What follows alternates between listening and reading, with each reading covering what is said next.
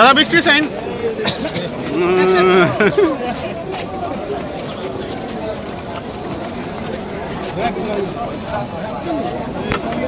দিতে চাই শিলচর বিধানসভা সমষ্টির যারা ভোটাররা আছেন, যারা আমাকে ভোট দিয়েছেন, যারা আমাকে ভোট দেননিও, সবাইকে আমি আন্তরিকভাবে ধন্যবাদ দিতে চাই। কারণ এই জয় অপ্রত্যাশিত নয়। এরকম একটা জয় আমাদের চিন্তা ছিল যে আমাদের জয় হবে।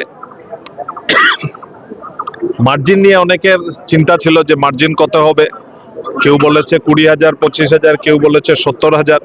যাই হোক, তার মধ্যে একটা এভারেজে আমরা এখনো 52-53,000 ভোটে এগিয়ে আছি। কয়েকটা ভিভিপ্যাটের ভেরিফিকেশন আর কাউন্টিং একটু বাকি আছে। 2 নম্বর, আমি আমাদের কার্যকর্তা, ভারতীয় জনতা পার্টির প্রত্যেক স্তরের কার্যকর্তাকে আমি ধন্যবাদ দিতে চাই। অক্লান্ত পরিশ্রম করে বিগত 1 মাস 1.5 মাসে তারা যেভাবে কাজ করেছে, এবং আমি প্রত্যেক স্তরের কার্যকর্তাদের কাছ থেকে সাহায্য সহযোগিতা পেয়েছি।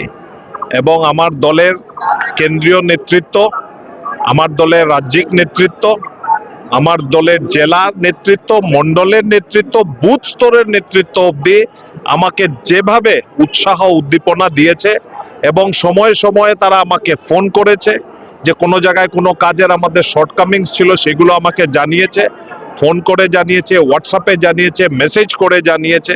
এবং আমি তাদেরকে ধন্যবাদ দিতে চাই, তারা প্রোঅ্যাক্টিভ একটা রোল নিয়ে আজকে শিলচর বিধানসভা 118 নম্বর শিলচর বিধানসভা চক্রে আমাদের ডিলিমিটেশনের পরেও যে ভারতীয় জনতা পার্টির একটা বিশেষ একটা জায়গা ছিল, বিশেষ করে মালুগ্রাম, ইটখোলা, কালীবাড়ির চর, জানিগঞ্জ এলাকা, এটা উধারবন্দে যাওয়া সত্ত্বেও আজকে যদি শিলচর শহরে আমরা 50,000 ভোটে জিততে পারি, তাহলে এটা অনেকের রাজনৈতিক অ্যানালাইসিসে একটা নতুন কোনো চ্যাপ্টার লিখতে হবে, এটা আমার মনে হচ্ছে। আর বাকি শিলচর শহরের উন্নয়নের দিকে আমি সব সময় সচেষ্ট থাকব। আগে পুরো শিলচর লোকসভা নিয়ে কাজ করেছি, এখন শিলচর শহর নিয়ে কাজ করব।